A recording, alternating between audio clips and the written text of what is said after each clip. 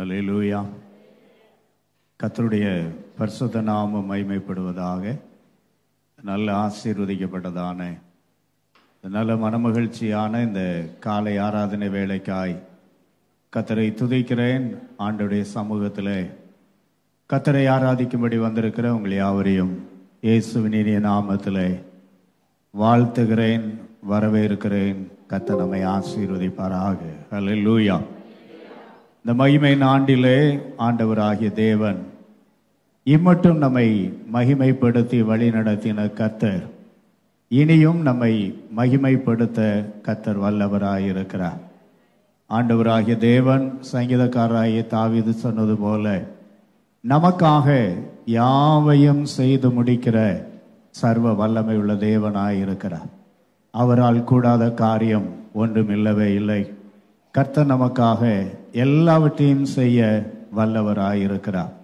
இந்த மாதத்திற்கான வாக்குத்தத்த வசனத்தை நாம் எல்லாரும் சேர்ந்து வாசிக்கலாம். ஏசாயா தீர்க்கதரிசியின் புஸ்தகம் 44 அதிகாரம் 23 வசனத்தை நாம் எல்லாரும் எடுத்துக்கொள்ளலாம். ஏசாயா தீர்க்கதரிசியின் புஸ்தகம் 44 அதிகாரம் 23 வசனத்தை நாம் எல்லாரும் சேர்ந்து வாசிப்போம். எல்லாரும் சேர்ந்து வாசிக்கலாம். வானங்களே களித்து பாடுங்கள், கர்த்தர் இதை செய்தார். பூதளத்தின் தாழ்விடங்களே ஆர்ப்பரியுங்கள். பர்வதங்களே காடுகளே காட்டிலுள்ள சகல மரங்களே கெம்பீரமாய் முழங்குங்கள். கர்த்தர் யாக்கோபை மீட்டு இஸ்ரவேலிலே மகிமைப்படும். தேவன் நம்மை மகிமைப்படுத்தும்படியாய் அவர் நம்மை மீட்டெடுத்திருக்கிறார். எல்லாம் சொல்லுங்க, கர்த்தர் என்னை மீட்டெடுத்திருக்கிறார். இன்னொரு தடவை சொல்லலாம், கர்த்தர் என்னை மீட்டெடுத்திருக்கிறார். ஏன் நம்மை மீட்டெடுத்தார் என்று கடந்த 3 வாரங்களாய் ஏன் கர்த்தர் மீட்டெடுத்தார் என்று 2 காரியங்களை நாம் தியானித்தோம். முதலாவதாக, நாம் அவரால் உருவாக்கப்பட்டவர்களாய் இருந்தபடியினாலே கர்த்தர் நம்மை மீட்டெடுத்தார் என்பதை நாம் பார்த்தோம். கடந்த 2 வாரங்களாக அவர் நம்மை தெரிந்தெடுத்திருக்கிறபடியினாலே அவர் நம்மை மீட்டெடுத்திருக்கிறார் என்று நாம் தியானித்தோம். நம்முடைய ஆண்டவர் ஆகிய தேவன் தமது சாயலாய் நம்மை உருவாக்கி இருக்கிறபடியினாலே தம்முடைய சாயலால் உருவாக்கப்பட்டதான மனிதர்கள் அவர்கள் தங்களுடைய சாயலை, தேவ சாயலை இழந்து போனபடியினாலே ஆண்டவர் அவர் மறுபடியும் அதை நமக்கு கொடுக்கும்படியாய் அவர் நம்மை மீட்டெடுத்திருக்கிறார் என்று நாம் பார்த்தோம். ஆண்டவர் ஆகிய தேவன் நம்மை தெரிந்தெடுத்திருக்கிறார்.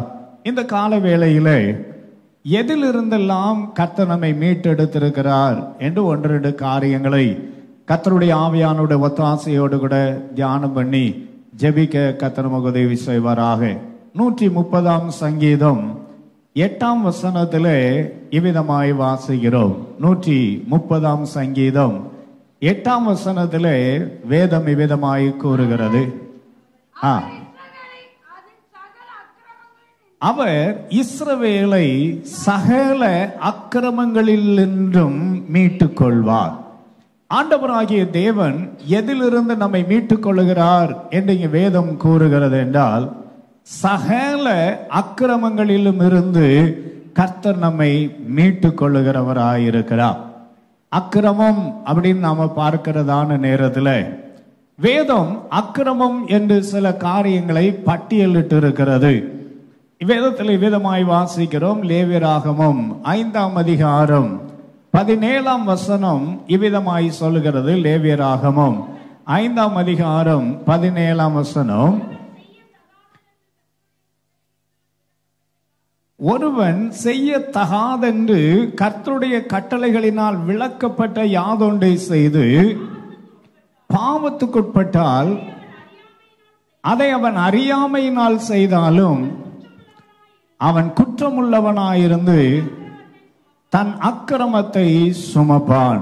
முதலாவது, அக்கிரமம் என்றால் என்ன என்று வேதம் இவ்விதமாய் விளக்கமாய் கூறுகிறது. கர்த்தருடைய கட்டளைகளை மீறுவது அக்கிரமமாயிருக்கிறது. கர்த்தருடைய கட்டளைகளை மீறுவது அக்கிரமமாயிருக்கிறது. ஆண்டவர் நம்முடைய வாழ்க்கையிலே நல்ல தேவனாயிருக்கிறார். அவர் தம்முடைய கட்டளைகளை நமக்கு அவர் அறிவித்திருக்கிறார். கர்த்தருடைய வேதத்திலே நாம் பார்க்கிறதான நேரத்தில் எழுதப்பட்டதான கட்டளை தான் கர்த்தருடைய வேத புஸ்தகம். இந்த எழுதப்பட்டதான தேவ கட்டளைகளை ஆண்டவராகிய தேவன் சில நேரங்களிலே நேரடியாய் நமக்கு கற்றுத்தருகிறவராயிருக்கிறார். வேதம் இப்படி சொல்லுகிறது. 32ஆம் சங்கீதம் 8ஆம் வசனத்திலே வாசிக்கிறோம், நான் உனக்கு போதித்து நீ நடக்க வேண்டிய வழி உனக்கு காட்டுவேன், உன்மேல் என் கண்ணை வைத்து உனக்கு என்ன சொல்லுவேன், ஆலோசனை சொல்லுவேன். அப்ப ஆண்டவர் நாம் நடக்க வேண்டிய வழியை காட்டி தருகிறவராயிருக்கிறார். நாம் செய்ய வேண்டிய காரியங்களை அவர் கற்றுக் கொடுக்கிறவராயிருக்கிறார். நாம் எதை செய்ய வேண்டும், எதை செய்யக்கூடாது, எப்படிப்பட்ட பாதையிலே நடக்க வேண்டும், எதிலே நடக்கக்கூடாது என்று சொல்லி தேவன் நமக்கு நன்றாய் கற்றுத்தருகிற நல்ல தேவனாயிருக்கிறார். அந்த 32ஆம் சங்கீதம் 8ஆம் வசனத்திலே பார்க்கிறோம், ஆண்டவர் நம்மேல் தம்முடைய கண்ணை வைத்து அவர் நமக்கு ஆலோசனை சொல்லுகிறவராயிருக்கிறார். அப்ப நாம் நடக்கிற பாதையை கவனிக்கிற ஒரு நல்ல ஆண்டவர் நம்மோடு கூட இருக்கிறார். பக்கத்துல பார்த்து சொல்லுங்க, நான் நடக்கிற பாதையை கர்த்தர் பார்த்து கொண்டே இருக்கிறார். அதான் என் மேல் அவர் கண் வைத்திருக்கிறார். என் மேல் அவர் என்ன வைத்திருக்கிறாரு, கண் வைத்திருக்கிறார். என்னை பார்த்து கொண்டே இருக்கிறார். நான் எந்த பாதையிலே நடக்கிறேன், அந்த பாதையிலே நான் அழிந்து போக வேண்டும், மடிந்து போக வேண்டும் என்று தேவன் விரும்புகிறவர் அல்ல. அவர் காட்டுகிற பாதையிலே நான் நடக்கும் பொழுது கர்த்தர் என்னை செழிப்பாக்குகிற நல்ல தேவனாயிருக்கிறார். ஏசாயா 58ஆம் அதிகாரம் 11ஆம் வசனத்திலே இவ்விதமாய் வாசிக்கிறோம், கர்த்தர் நித்தமும் உன்னை நடத்தி மகா வறட்சியான காலத்தில் உன் ஆத்துமாவை திருப்தியாக்கி உன் எலும்புகளை நினமுள்ளதாக்குவார். நீ நீர்ப்பாய்ச்சலான தோற்றத்தை போலவும் வற்றாத நீரூற்றை போலவும் இருப்பாய். அப்போ தேவனுடைய கட்டளைகளின்படி நடந்து கர்த்தருடைய பாதையிலே செவ்வையாய் நடப்போமானால், தேவனுடைய கட்டளைகளுக்கு நாம் கீழ்ப்படிந்து அவர் சொல்லுகிறபடியெல்லாம் செய்வோமானால் நம்முடைய வாழ்க்கை செழிப்பாயிருக்கும் என்று விசுவாசிக்கிறவர்கள் மட்டும் ஒரு ஆமீன் சொல்லலாமா? எப்படி அது நடக்கும்? 2 உதாரணங்களை வேதத்திலே பார்க்கிறோம். லூக்கா எழுதின சுவிசேஷம் 5ஆம் அதிகாரம் 5ஆம் வசனத்திலே அருமையான சீமோன் பேதுரு அவர் இவ்விதமாய் சொல்லுகிறார், அதற்கு சீமோன், ஐயரே, ரா முழுவதும் பிரயாசப்பட்டும் ஒன்றும் அகப்படவில்லை, ஆகிலும் உம்முடைய வார்த்தையின்படி வலையை போடுகிறேன் என்றார்.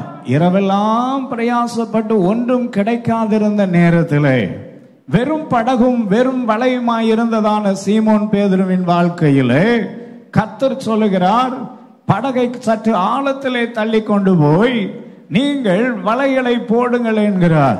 கர்த்தருடைய வார்த்தைக்கு கீழ்ப்படிந்தபடியினாலே வெறும் படகும் வெறும் வலையோடு கூட இருந்ததான சீமோன் பேதுருடைய வாழ்க்கையில கீழே வாசிக்கிறோம், 2 படகு அமிழத்தக்கதாக வலை கிழிந்து போகத்தக்கதாக திரளான மீன்களை பிடித்தார்கள். எத்தனை பேர் விசுவாசிக்கிறீர்கள்? ஆண்டவர் நம்மிடத்துல எதை சொல்லுகிறாரோ அதை நாம் செய்கிற நேரத்திலே ஆண்டவர் நம்மை திரளாய் ஆசீர்வதிக்க வல்லவராயிருக்கிறார். அவருடைய கட்டளைகளுக்கு நாம் செவி கொடுக்கிறவர்களாக, அவர் சொல்லுகிறதை போல செய்கிறவர்களாயிருக்க வேண்டும். யோவான் 2ஆம் அதிகாரத்திலே திருமண வீடு நடைபெறுகிறது கானா ஊரிலே. ஆண்டவராய் இயேசுவும் சீடர்களும் அழைக்கப்பட்டிருக்கிறார்கள்.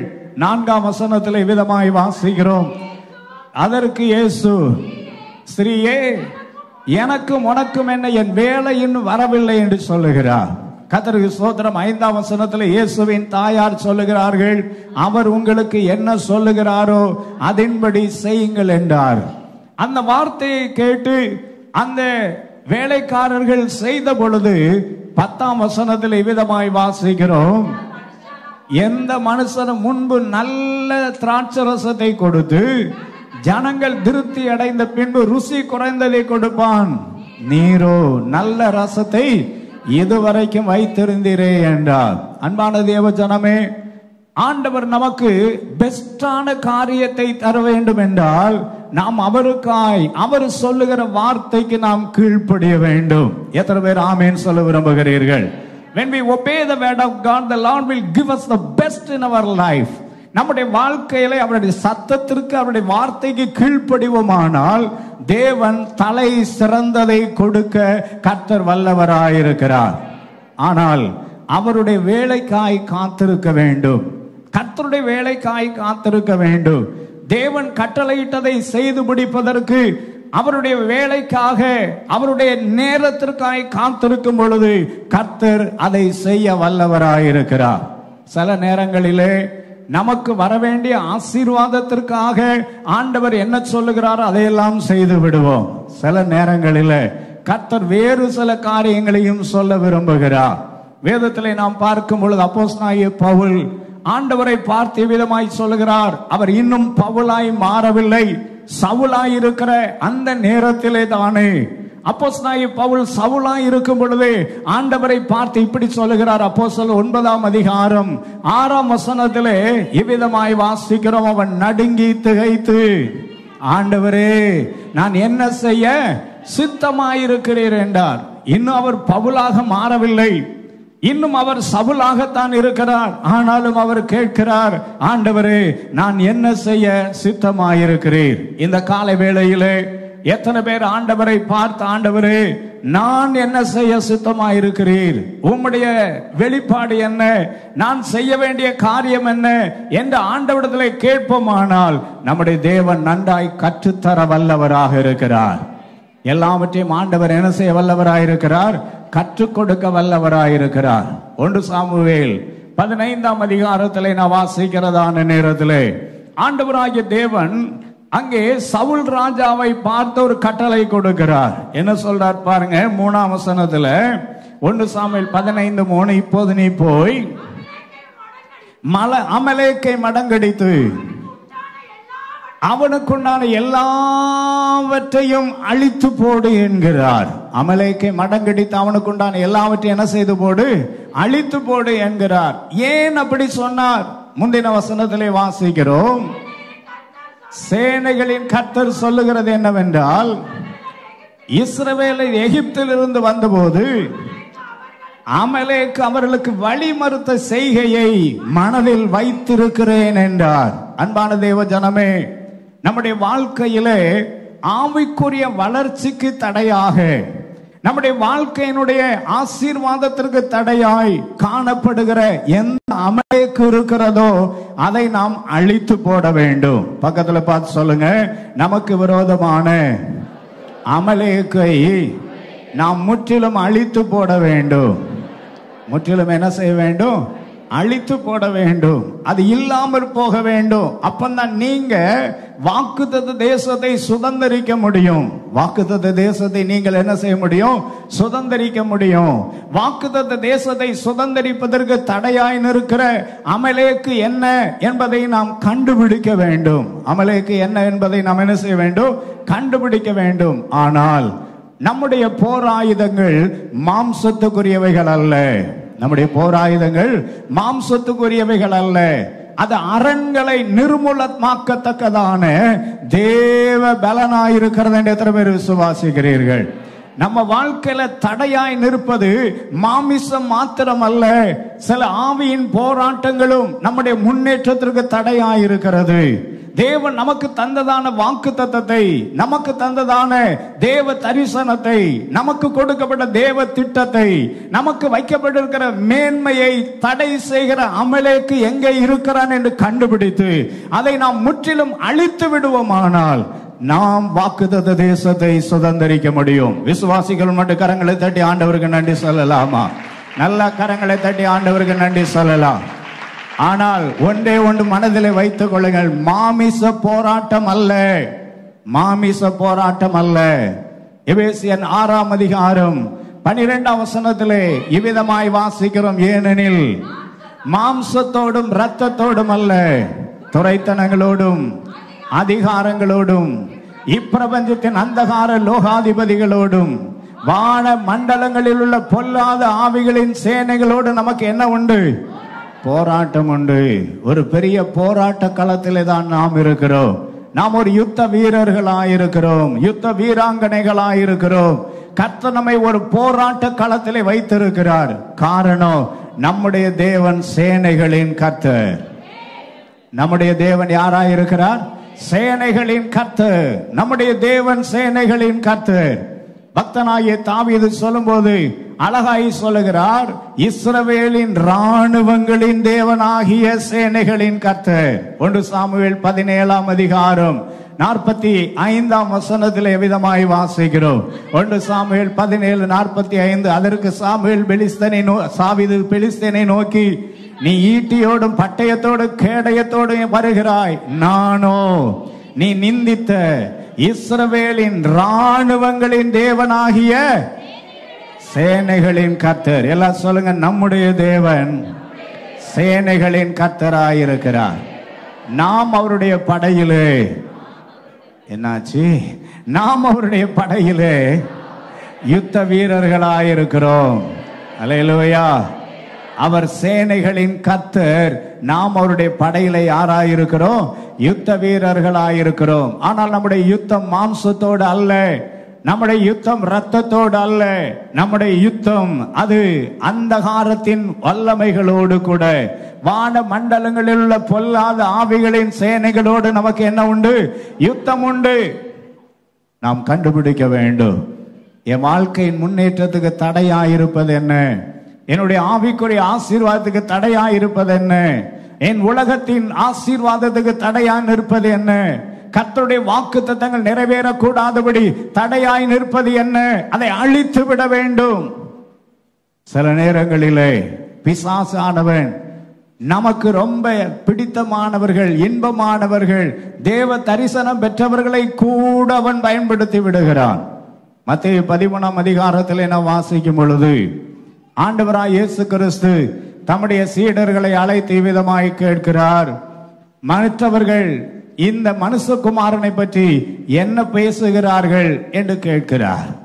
கேட்ட பொழுது எல்லாம் சொல்றாங்க, ஐயா உம்மை யோவான் ஸ்நாபகன் என்று சொல்லுகிறார்கள், சில பேர் எலியா தீர்க்கதரிசி என்று சொல்லுகிறார்கள், இதையெல்லாம் சொல்லி கொண்டிருக்கிறார்கள். அப்புறம் ஆண்டவர் இயேசு கேட்கிறார், எப்பா நீங்க என்னப்பா யோசிக்கிறீங்க அப்படின்னு கேட்ட பொழுது அங்கே சீமோன் பேதுரு அழகாய் சொல்லுகிறார், நீர் ஜீவனுள்ள தேவனுடைய குமாரனாகிய கிறிஸ்து. ஆஹா, வெல் டன், பேஸ் சபாஸ், ரொம்ப அருமையா சொன்ன அப்படி சொல்லி இயேசு சொல்றாரு, இதை உனக்கு மாமிசம் ரத்தம் என்ன செய்யல, வெளிப்படுத்தவில்லை, இதை தேவனே உனக்கு என்ன செய்திருக்கிறார், வெளிப்படுத்தி இருக்கிறார். ரொம்ப அருமையான வார்த்தை. இதை கேட்ட பொழுது ஆண்டவராய் இயேசு திரும்ப சொல்றாரு, மனுஷகுமாரன் அங்கே மற்றவர்கள் கையிலே ஒப்பு கொடுக்கப்படுவார், அவர்கள் அவரை சிலுவையில் என்ன செய்வார்கள், அறைவார்கள், அப்படியெல்லாம் சொல்லிக்கிட்டே இருக்கிறார். கர்த்தருக்கு ஸ்தோத்திரம் உண்டாவதாக. இதை சொல்லுகிறதான நேரத்தில் அருமையான கர்த்தருக்கு ஸ்தோத்திரம் உண்டாவதாக சீமோன் பேதுரு சொல்லுகிறார், இயேசுவை தனியே கூட்டிட்டு போய், ஐயா உமக்கெல்லாம் என்ன செய்கிறது வேண்டாம், இதெல்லாம் உமக்கு என்ன செய்யக்கூடாது, நடக்கக்கூடாது, இதெல்லாம் உமக்கு நேரிடக்கூடாது என்று சொல்லி ஆண்டவராய் இயேசு கிறிஸ்துவை அவர் கடிந்து கொள்ள தொடங்கினார். ஆண்டவராய் இயேசுவை என்ன செய்ய தொடங்கினாரா, கடிந்து கொள்ள தொடங்கினார். கர்த்தருக்கு ஸ்தோத்திரம் உண்டாவதாக. இதை பற்றி கேள்விப்பட்ட உடனே ஆண்டவராய் இயேசு கிறிஸ்து கொஞ்ச நேரத்துக்கு முன்னாலதான் இதை உனக்கு யார் வெளிப்படுத்தினது என்று சொன்னார்.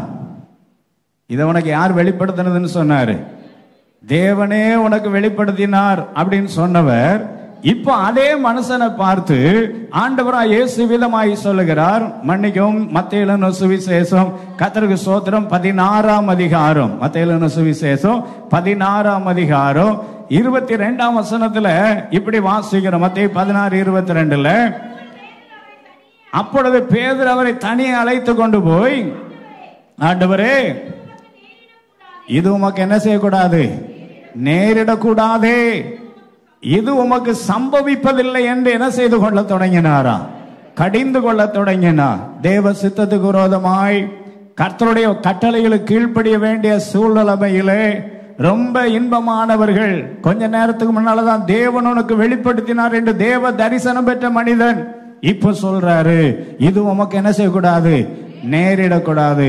ஆண்டவராய் இயேசு கிறிஸ்து அப்படியாப்பா, நேரிடக்கூடாதா, அப்படியா சொன்னாரு? என்ன சொன்னார் பாருங்க.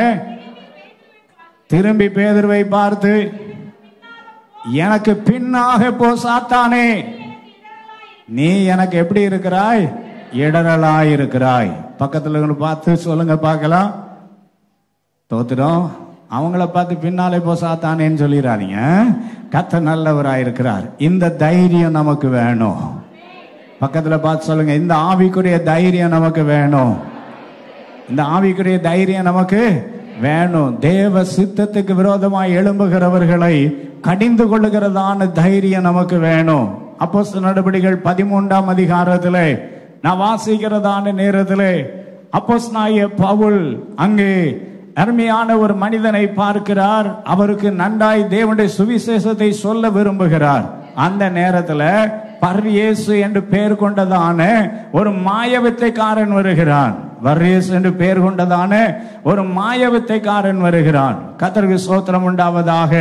அவன் வந்து 8ஆம் வசனத்திலே வாசிக்கிறோம்.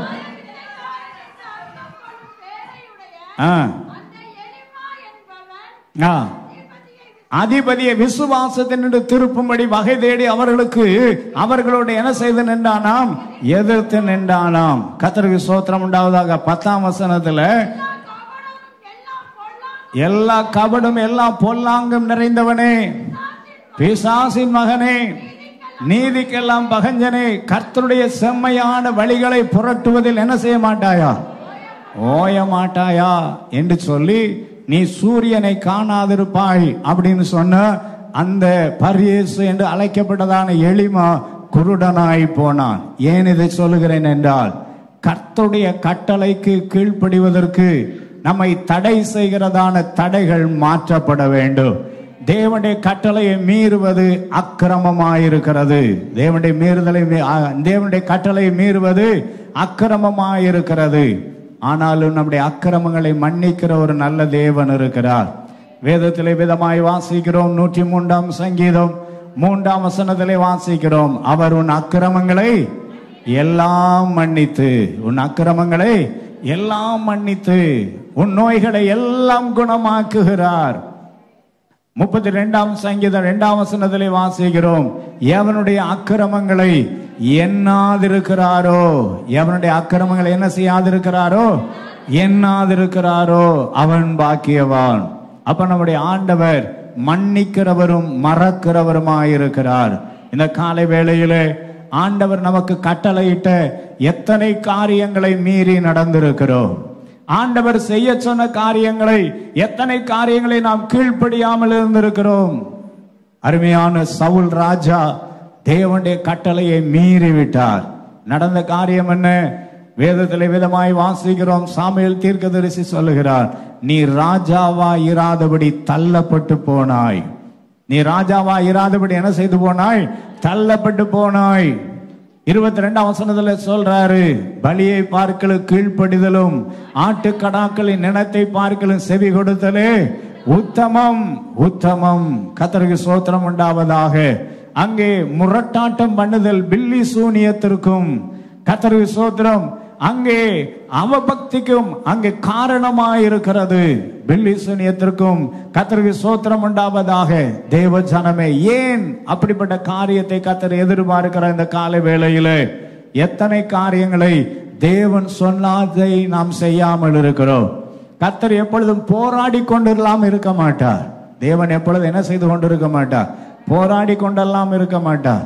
தேவன் சில காரியங்களை சொல்லும் பொழுது நாம் அதற்கு கீழ்ப்படிந்தால் கர்த்தர் நம்மை மேன்மையாய் வைக்க வல்லமையுள்ள நல்ல தேவனாய் இருக்கிறார். அல்லேலூயா.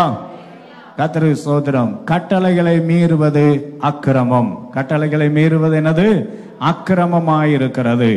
அடுத்ததாக எதிலிருந்து கர்த்தர் நம்மை மீட்டெடுக்கிறார் என்று நாம் வேதத்திலே வாசிக்கும் பொழுது உபாகமம் 15ஆம் அதிகாரம் 15ஆம் வசனத்திலே இவ்விதமாய் வாசிக்கிறோம். உபாகமம் 15ஆம் அதிகாரம் 15ஆம் வசனத்திலே வேதம் இப்படி சொல்லுகிறது, நீ எகிப்து தேசத்தில் அடிமையாயிருந்ததையும் உன் தேவனாகிய கர்த்தர் உன்னை மீட்டு கொண்டதையும் நினைவு கூற கடவாய். இரண்டாவதாக, முதலாவதாக அக்கிரமத்திலிருந்து கர்த்தர் நம்மை மீட்டெடுக்கிறார். இரண்டாவது, அடிமைத்தனத்திலிருந்து கர்த்தர் நம்மை மீட்டெடுக்கிறவராயிருக்கிறார். அடிமைத்தனம், எல்லாம் சொல்லுங்க, அடிமைத்தனம். இன்னொரு தடவை சொல்ல, அடிமைத்தனம். விடுதலை ஆக்கப்பட்ட சிலரும் இன்னும் அடிமைத்தனத்துக்குட்பட்டவர்களாயிருக்கிறோம். அடிமைத்தனத்துக்குட்பட்டவர்களாயிருக்கிறோம்.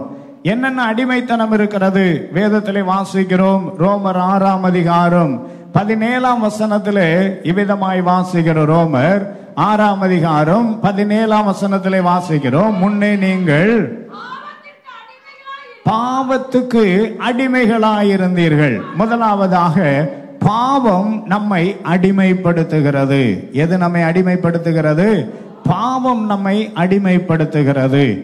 பாவம் அப்படின்ன உடனே நாம என்ன நினைக்கிறோம்னா, பெரிய பெரிய காரியங்கள், கொலை செய்வது, திருடுவது, இப்படி நிறைய காரியங்களே ஒரு லிஸ்ட் வச்சிருக்கிறோம். இதுதான் பாவமா இருக்கும் அப்படின்னு நினைக்கிறோம்.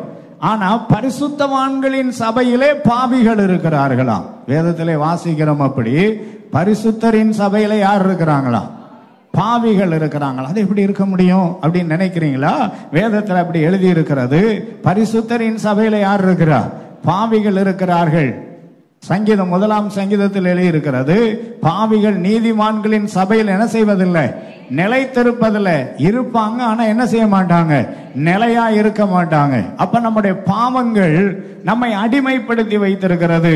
எது பாவம்? வேதத்திலே வாசிக்கிறதான நேரத்தில் கர்த்தருடைய வசனம் சொல்கிற ரோமர் 7ஆம் அதிகாரம் 20ஆம் வசனத்தில் எழுதி இருக்கிறது, அந்தப்படி நான் விரும்பாததை செய்தால் நான் அல்ல, எனக்குள்ளே வாசமாயிருக்கிற பாவமே அப்படி செய்கிறது.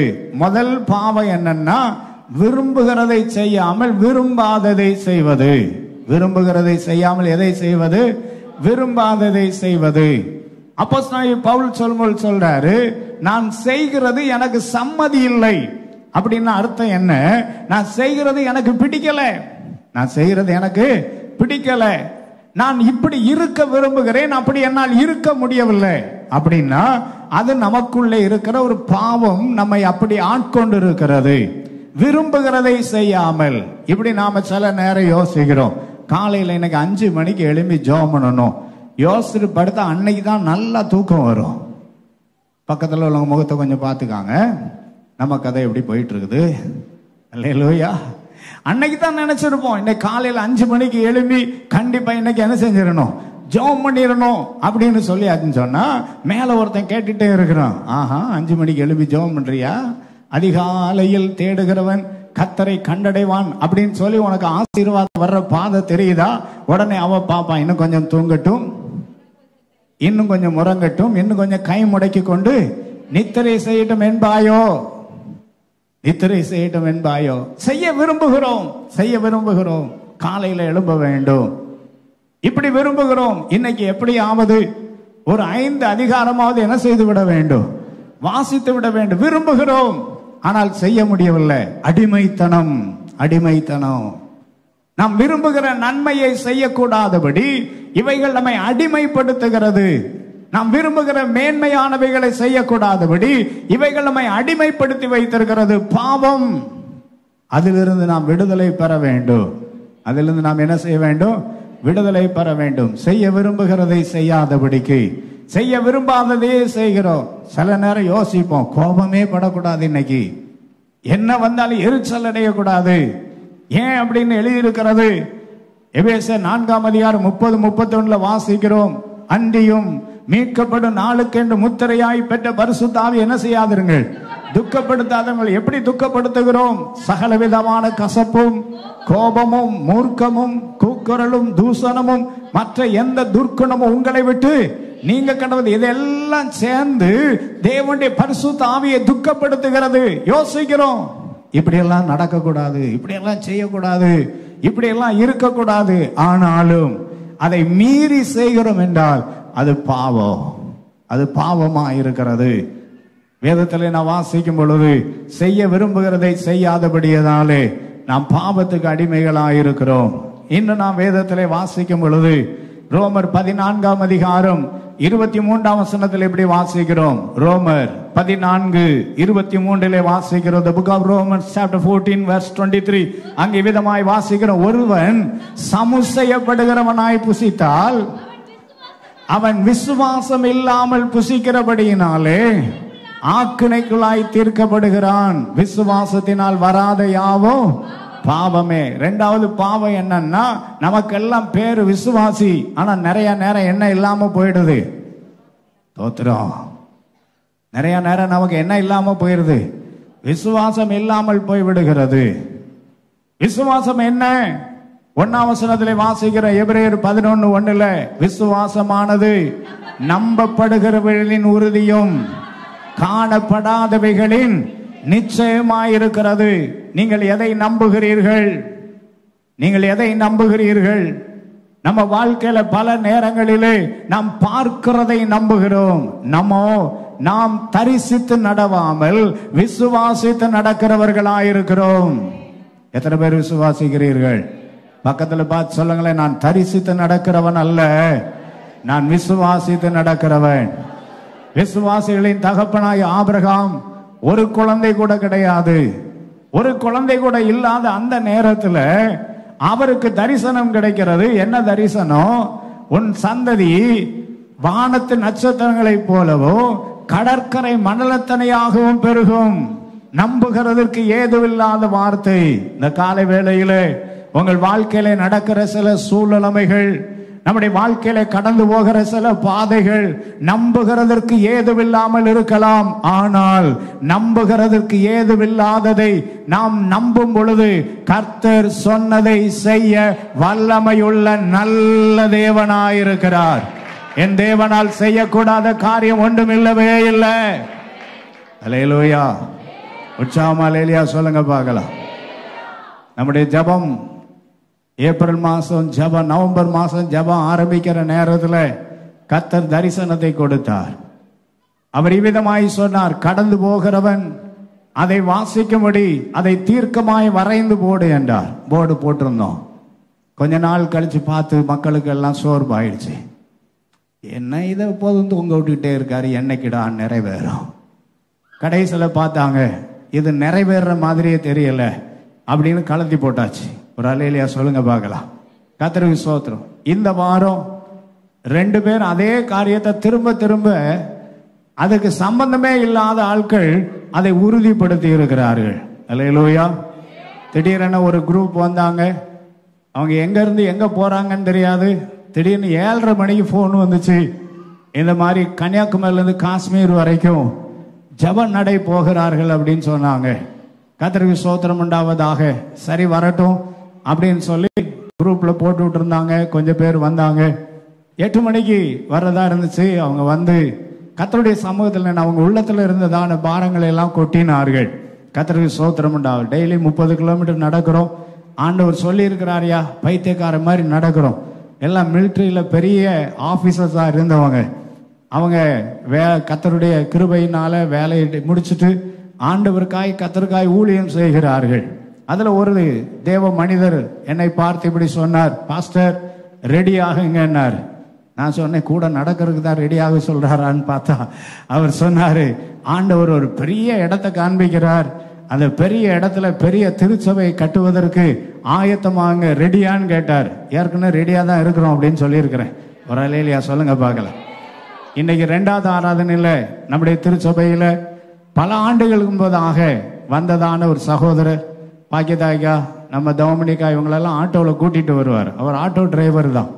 ஒவ்வொரு தடவை வரும்போதும் என்கிட்ட கூட்டிட்டு வந்து ஜோமன்னு சொல்லுவாங்க, பாக்கியதாக்கா பாஸ்டரையா இந்த தம்பிக்காக ஜோம் பண்ணுங்கன்னு சொல்லி ஜோம் பண்ணி இருக்கிறோம். கர்த்தருக்கு ஸ்தோத்திரம். இன்னைக்கு அவர் ஊழியக்காரராக இருக்கிறார். அவர் வந்திருந்தவர் திடீர்னு என்ன பார்த்து சொன்னார், பாஸ்டரையா 50,000 பேர் உட்கார்ற மாதிரி ஒரு பெரிய சர்ச் கட்டுறதை நான் அதில் உட்கார்ந்த உடனே பார்த்தேன்னார். அல்லேலூயா. இதே வாரத்தில் 2 தடவை கர்த்தர் இந்த வார்த்தையை சொன்னதோடு அவர் இப்படி சொன்னாரு, கர்த்தர் உங்களுடைய ஆயுசு நாட்களை அதுக்காக தான் கூட்டி தந்திருக்கிறாரு. யாரு என்ன நினைச்சாலும் பரவாயில்லை, கர்த்தர் செய்ய நினைத்தது ஒருபோதும் தடைபடாது என்றார். அல்லேலூயா. கடந்த ஆண்டு இதே நாளில் மருத்துவமனையிலே நான் மோசமான நிலைமையில மரண படுக்கையில் இருந்தேன். 1 வருஷம் ஆயிடுச்சு. கர்த்தருக்கு ஸ்தோத்திரம். 24ஆம் தேதி மருத்துவமனையில் போய் சேர்க்கப்பட்டு, இதே போல 23ஆம் தேதியெல்லாம் ரொம்ப மோசமான நிலைமைகள் இருந்தேன். அந்த நேரத்தில் அந்த மருத்துவர் டாக்டர் அன்புராஜன் அவர் ஜெபம் பண்ணும்போது இப்படிதான் ஜெபம் பண்ணார். ஐயா, ஏசப்பா, இந்த மனுஷனை கொண்டு, இந்த ஊழியக்காரரை கொண்டு என்ன செய்யணும்னு திட்டம் வச்சிருக்கிறீங்களோ அதை நிறைவேற்றும் வரைக்கும் அவருக்கு ஜீவனை கொடுன்னு ஜெபம் பண்ணார். அல்லேலூயா. இன்னைக்கு அந்த மனிதர் அந்த வார்த்தையை சொன்ன நேரத்தில் அந்த ஜெபம் தான் எனக்கு ஞாபகம் வந்துச்சு. கர்த்தருக்கு ஸ்தோத்திரம். ஒவ்வொரு தடவையும் ஜெபம்ல அப்படிதான் ஜெபம் பண்ணுவார். இந்த தேவ மனிதனை கொண்டு என்ன செய்ய சித்தம் வைத்திருக்கிறீரோ அதை செய்யும் வரை அவருக்கு ஜீவனை கொடும் என்று சொன்னார் கர்த்தர். எனவே திரும்பவுமாய் உறுதிப்படுத்தி இருக்கிறபடினாலே கர்த்தர் நம்புகிறதற்கு ஏதுவில்லாததையும் நம்ப பண்ணுகிற ஒரு நல்ல தேவன் நம்முடைய தேவனாயிருக்கிறார். அப்ப நமக்குள்ள ஒரு விசுவாசம், நம்பப்படுகளின் உறுதி, காணப்படாதவைகளின் நிச்சயம். எத்தனை மனிதன் நம்ம என்ன சொன்னாலும் பரவாயில்லை, கர்த்தர் செய்ய நினைத்தது ஒருபோதும் தடைபடாது. நம்மோடு இருக்கிறவர் இந்த உலகத்தில் இருக்கிறவனிலும் பெரியவராயிருக்கிறார். இந்த உலகத்தில் இருக்கிறவனில் நம்மில் இருக்கிறவர் எப்படிப்பட்டவர்? அவர் பெரியவர். அவர் செய்ய நினைத்ததை ஒருவனாலும் ஒருபோதும் தடை செய்யவே முடியாது. அன்பான கர்த்தருடைய ஜனமே, விசுவாசத்தை பற்றி நமக்கு நன்றாய் தெரியும். எபிரேயர் 11:6 சொல்லுகிறது, விசுவாசம் இல்லாமல் தேவனுக்கு பிரியமாயிருப்பது. அப்ப ஆண்டவரை பிரியப்படுத்தணும்னா நமக்குள்ள என்ன இருக்க வேண்டும்? விசுவாசம். அவிசுவாசம் பாவமாயிருக்கிறது. இந்த கால வேளையிலே நம்புகிறதற்கு ஏதுவில்லாத எந்தெந்த சூழ்நிலைமைகள் இருக்கிறதோ கர்த்தர் அந்த காரியத்திலே ஒரு வெற்றியை, ஜெயத்தை, மாற்றத்தை, மாறுதலை கர்த்தர் தர வல்லவராயிருக்கிறார். கர்த்தர் தர வல்லவராயிருக்கிறார். ராஜா கையெழுத்து போடுகிறார். என்ன கையெழுத்து போடுகிறார்? இந்த ஜனங்களை எல்லாம் அழித்து விட வேண்டும், இவர்களிலே ஒருவன் கூட உயிரோடு இருக்கக்கூடாது, அழித்து விட வேண்டும். ராஜா கையெழுத்து போட்டுட்டான். ராஜாவின் மோதிரத்தினாலே முத்திரை போடப்பட்டு இருக்கிறது. அது மாறாத தாக்கீதாக, அது மாறாத மாற்றமில்லாததான ஒரு கட்டளையாய் பிறந்திருக்கிறது. வேதத்திலே நாம் பார்க்கிறோம், சூசான் நகரம் கலங்கிற்று. சூசான் நகரம் என்ன செய்துட்டு? கலங்கிற்று. எஸ்தரின் புஸ்தகத்திலே நான் வாசிக்கிறதான நேரத்திலே கர்த்தருடைய வசனம் அழகா எழுதியிருக்கிறது. 3ஆம் அதிகாரத்திலே நாம் பார்க்கும் பொழுது அங்கே விதமாக எழுதப்பட்டு இருக்கிறது. கர்த்தருக்கு ஸ்தோத்திரம் உண்டாவதாக.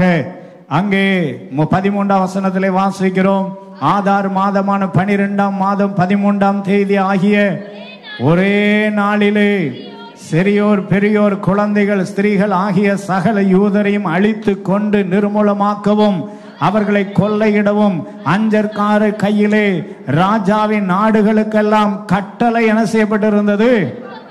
அனுப்பப்பட்டது. கட்டளை என்ன செய்யப்பட்டிருந்தது? அனுப்பப்பட்டது. இது ஒவ்வொரு நாட்டிலும் பிரசித்தம் பண்ணப்பட்டது. 15ஆம் வசனத்தின் பின்பகுதி சொல்லுகிறது, சூசான் நகரம் என்ன செய்தது? கலங்கிற்று. பெரிய கட்டளை பிறப்பிக்கப்பட்டிருக்கிறது. பெரிய கட்டளை என்ன செய்யப்பட்டிருக்கிறது? பிறப்பிக்கப்பட்டிருக்கிறது. கர்த்தருக்கு ஸ்தோத்திரம் உண்டாவதாக. ஆனால் அதே காரியத்தை மாறுதலாய் முடிய பண்ண என் தேவன் வல்லவராயிருக்கிறார். எஸ்தர் 9ஆம் அதிகாரம் 1ஆம் வசனத்தினுடைய கடைசி பகுதியில் விதமாய் வாசிக்கிறது, யூதரானவர்கள் தங்கள் பகைஞரை மேற்கொள்ளும்படிக்கு காரியம் மாறுதலாய் முடிந்தது. இந்த காலை வேளையிலே எந்தெந்த காரியங்கள் உங்களை கலங்க பண்ணி கொண்டிருக்கிறதோ, எந்தெந்த காரியங்கள் நம்மை திகைக்க பண்ணி கொண்டிருக்கிறதோ, நமக்குள்ளே ஒரு மாறாத விசுவாசம் இருக்குமானால் நம்முடைய வாழ்க்கையிலே காரியம் மாறுதலாய் முடியும். காரியம் மாறுதலாய் முடியும். என் தேவனால் கூடாத காரியம் ஒன்றுமில்லவே இல்லை. என் தேவன் எல்லாவற்றையும் செய்ய வல்லவராயிருக்கிறார். நான் ஆராதிக்கிற தேவன் சேனைகளின் கர்த்தர் மாத்திரமல்ல, அவர் ஜெய கிறிஸ்துவாயிருக்கிறார். அவர் ஜெய கிறிஸ்துவாயிருக்கிறபடினாலே அவருடைய நாமத்திலே நான் ஜெயிப்பேன். அவருடைய நாமத்திலே நான் என்ன செய்வேன்? ஜெயிப்பேன். 1 யோவான் 4ஆம் அதிகாரத்திலே வாசிக்கிறோம், அதனுடைய வசனம் 4ஆம் அதிகாரம் 4ஆம் வசனத்தில் எழுதியிருக்கிறது, பிள்ளைகளே நீங்கள் தேவனால் உண்டாயிருந்து அவர்களை ஜெயித்தீர்கள். பிள்ளைகளை நீங்கள் தேவனால் உண்டாயிருந்து அவர்களை ஜெயித்தீர்கள். ஏனெனில் உலகத்தில் இருக்கிறவனில் உங்களில் இருக்கிறவர் எனக்குள் இருக்கிற என் தேவன் பெரியவராயிருக்கிறார். அப்ப நமக்குள்ள ஒரு அசையாத விசுவாசம், அந்த விசுவாசம் இருக்குமானால் நம்மை அசைக்க ஒருவரால முடியாது. பாவம் என்ன? அவிசுவாசம் எல்லாம் பாவம்தான். இந்த காலை வேளையிலே ஆண்டவரிடத்திலே கேட்க வேண்டும், ஆண்டவரே என் விசுவாசத்தை பலப்படுத்தும். ஆண்டவரே என் விசுவாசத்தை என்ன செய்யும்? பலப்படுத்தும். ஒரு தகப்பன் தன் மகனை அழைத்து கொண்டு வருகிறான். அவன் சந்திரரோகியாயிருக்கிறான். அவன் சொல்லுகிறான், என் மகனை அந்த அசுத்தாவி பிடிக்கும் பொழுது அவனை அலக்களிக்கிறது, அவனை தீயிலும் தண்ணீரிலும் தள்ளுகிறது. அவனை தீயிலும் தண்ணீரிலும் என்ன செய்கிறது? தள்ளுகிறது. அவன் நுரை தள்ளி பலட்சியமாய் போய்விடுகிறான். உன்னுடைய சீசரிடத்தில் அழைத்து கொண்டு வந்தேன், அவர்களால் சொஸ்தமாக்க முடியவில்லை. உம்மால் ஆகுமானால் கூடுமானால் பாரும் என்று சொல்லி இயேசுனிடத்திலே கொண்டு வந்து கொடுக்கிறார். இயேசு சொல்லுகிறார், நீ விசுவாசித்தால் கூடும், நீ விசுவாசித்தால் கூடும். பக்கத்துல கையை பிடிச்சு சொல்லுங்க, இந்த வாரத்தில் உங்களுடைய விசுவாசம் இன்னும் பெருக வேண்டும். இன்னும் உங்களுடைய விசுவாசத்தின் அளவு என்ன செய்ய வேண்டும்? கூட வேண்டும். விசுவாசத்தின் அளவு கூட வேண்டும். விசுவாசத்தின் அளவு கூட வேண்டும். கர்த்தருடைய சோதரன் ஆண்டவராய் இயேசு கிறிஸ்து சொல்லுகிறார், நீ விசுவாசித்தால் ஆகும். அப்ப அந்த மனுஷன் சொல்றான், என் அவிசுவாசம் நீங்கும்படி எனக்காய் வேண்டிக் கொள்ளும், என் அவிசுவாசம் நீங்கும்படி எனக்காய் வேண்டிக் கொள்ளும். கேட்ட பொழுது ஆண்டவராய் இயேசு சொன்னார், உன் அவிசுவாசம் நீங்கும்படி நான் வேண்டிக் கொள்ளுகிறேன். கர்த்தருக்கு ஸ்தோத்திரம். இந்த காலை வேளையிலே, இந்த பகல் வேளையிலே உங்கள் வாழ்க்கையில காணப்படுகிற எல்லா அவிசுவாசங்கள் நீக்கப்படுவதாக. அவிசுவாசங்கள் எல்லாம் நீக்கப்படுவதாக. ஆண்டவர் நம்மை மீட்டெடுத்திருக்கிறார். எதனாலே இத்தனை காரியங்களை கர்த்தர் செய்கிறார்? நம்மேல் வைத்த அவருடைய அன்பு. உபாகமம் 7ஆம் அதிகாரம் 8ஆம் வசனத்திலே நாம் இவ்விதமாய் வாசிக்கிறோம். உபாகமம் 7ஆம் அதிகாரம் 8ஆம் வசனத்தில் இவ்விதமாய் வாசிக்கிறோம், கர்த்தர் உங்களில் அன்பு கூர்ந்ததினாலும் உங்கள் பிதாக்களுக்கு இட்ட ஆணையை காக்க வேண்டும் என்பதினாலும். ஏன் நம்மளை மீட்டெடுத்திருக்கிறார் தெரியுமா? அவருடைய அன்பு பெரியது. நம்முடைய இயேசுவின் அன்பு எப்படிப்பட்டது? பெரியது. அவருடைய அன்பு பெரியதாயிருக்கிறபடினாலே அவர் நம்முடைய வாழ்க்கையிலே நம்மை விடுதலையாக்க விரும்புகிறார், மீட்டுக்கொள்ள விரும்புகிறார். இந்த பகல் வேளையிலே உங்கள் வாழ்க்கையிலே கர்த்தர் உங்களை அருமையாய் மகிமைப்படுத்தும்படியாய், உங்களுடைய வாழ்க்கையில தேவையான மேன்மைகளை தரும்படி கர்த்தர் உங்களுக்கு இரக்கமும் கிருபையும் தருவாராக. ஆண்டவரை நோக்கி பார்ப்போமா? முடிந்தால் தேவ சமூகத்தில் முழங்கால் படிக்கலாம், முடியாதவர்கள் எழுந்து நிற்கலாம். கொஞ்ச நேரம் ஆண்டவரை நோக்கி, அவர் நம்மை மீட்கிற நல்ல தேவனாயிருக்கிறார். அவர் தான் நம்மை மீட்டெடுக்கிற தேவனாயிருக்கிறார். நம்முடைய வாழ்க்கையில காணப்படுகிற சகல அக்கிரமங்களில் நின்றோ, நம்முடைய வாழ்க்கையில காணப்படுகிறதான சகலவிதமான கர்த்தருக்கு ஸ்தோத்திரம் காணப்படுகிறதான அக்கிரமங்களில் இருந்து கர்த்தர் நம்மை நீங்களாக்க, அவர் விடுதலையாக்க அவர் வல்லமை உள்ள நல்ல தேவனாயிருக்கிறார். ஆண்டவரை பார்த்து சொல்லலாமா, ஆண்டவரே என் வாழ்க்கையில காணப்படுகிறதான எல்லா விதமான அக்கிரமங்களில் இருந்து என்னை நீங்களாக்கி விடுங்க ஆண்டவரே, என்னை விடுதலையாக்குங்க ஆண்டவரே. என் வாழ்க்கையில எனக்கு ஒரு பெரிய விடுதலையை நீங்க தாங்க ஆண்டவரே.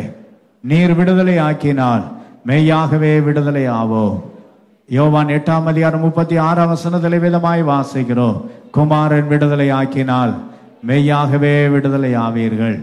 நம்முடைய வாழ்க்கையில கர்த்தர் நம்மை விடுதலை ஆக்கும்படி ஆண்டவரை நோக்கி நாம் பார்க்கலாம். ஆண்டவரே, என்னிலே காணப்படுகிற அக்கிரமம் என்ன? எத்தனை காரியங்கள் நான் கீழ்ப்படியாமல் இருந்திருக்கிறேன் ஆண்டவருடைய கட்டளைகளை நான் எதிலெல்லாம் மீறி இருக்கிறேன் ஆண்டவரே, என்னை நீங்க விடுதலை ஆக்குங்கப்பா. ஆண்டவரை பார்த்து கேட்கலாமா, ஆண்டவரே என்னை இந்த காலை வேளையிலே ஒரு மெய்யான விடுதலைக்குள்ளே நடத்துங்க ஆண்டவரே, என்னை ஒரு மெய்யான விடுதலைக்குள்ளே என்னை நடத்துங்க ஆண்டவரே. என்னை அடிமைப்படுத்தி இருக்கிற காரியம் என்ன?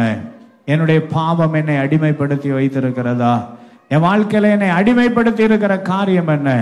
என்னுடைய வாழ்க்கையில காணப்படுகிற எல்லா அடிமைத்தனத்திலிருந்து என்னை விடுதலையாக்குங்க ஆண்டவரே என்று சொல்லி ஆண்டுடைய கரத்திலே நம்மை ஒப்பு கொடுக்கலாமா? கொஞ்ச நேரம் ஆண்டவரை நோக்கி நாம் ஜெபிப்போம். ஆண்டவரே, விடுதலையின் தேவனே, என்னை விடுதலையாக்கு. கர்த்தாவே, உங்களால் தான் முடியும் ஆண்டவரே. உங்களை அல்லாமல் என்னால் ஒன்று செய்யவே முடியாதப்பா. நான் உம்மை விசுவாசிக்கிறேன் ஆண்டவரே. உம்மை விசுவாசிக்கிற என் வாழ்க்கையில மெய்யான ஒரு மாற்றம் உண்டாகும் என்பதில் எந்த சந்தேகமும் இல்லவே இல்லை. அவரே எல்லாவற்றையும் செய்ய வல்லவராயிருக்கிறார். அப்படியே ஆண்டவரை நோக்கி சொல்லலாமா? விடுதலை நாயகன் வெற்றியை தருகிறார்,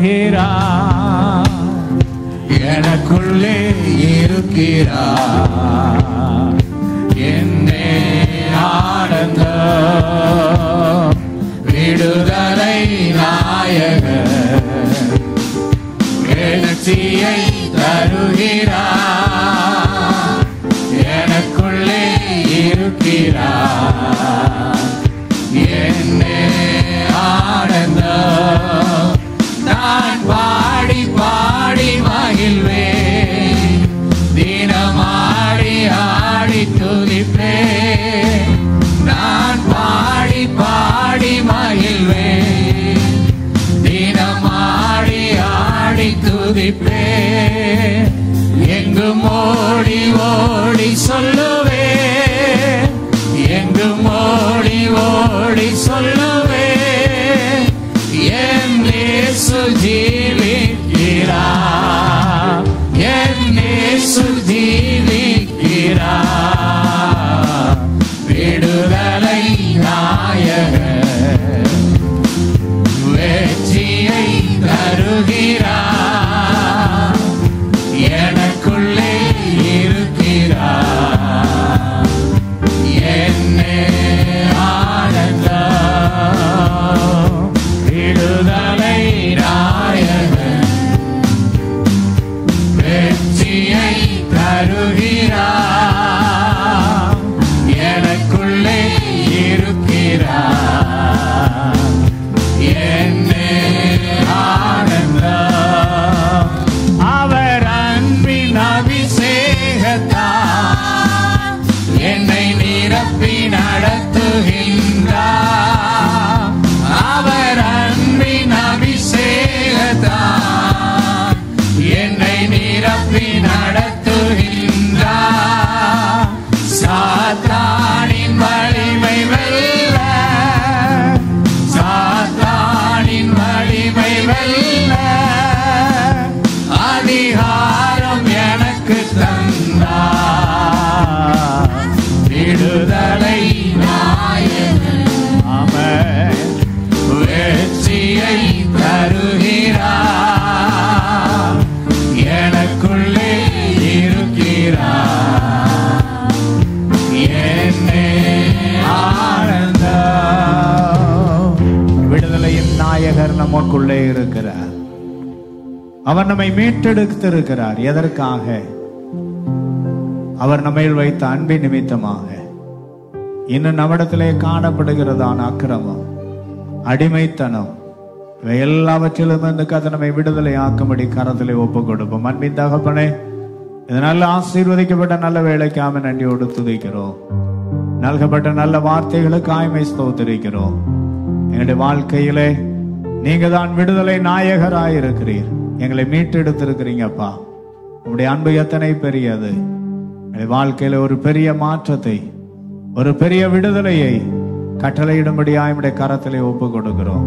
தொடர்ந்து நம்முடைய கிருபை எங்களோடு வழி நடத்தட்டும், ஆசீர்வதியும். இயேசு கிறிஸ்துவின் இன்ப நாமத்தில் பிதாவே. என் ஆத்துமாவே என் முழு உள்ளமே பரிசுத்த நாமத்தை ஸ்தோத்திரி. என் ஆத்துமாவே கர்த்தரை ஸ்தோத்திரி. கர்த்தர் செய்த சகல உபகாரங்களை மறவாதே.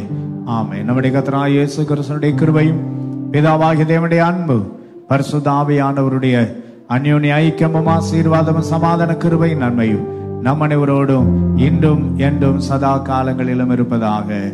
ஆமென், amen. Hallelujah. Praise the lord. எல்லாரும் ஸ்தோத்திர கர்த்தரை ஆசீர்வதிப்பாரா.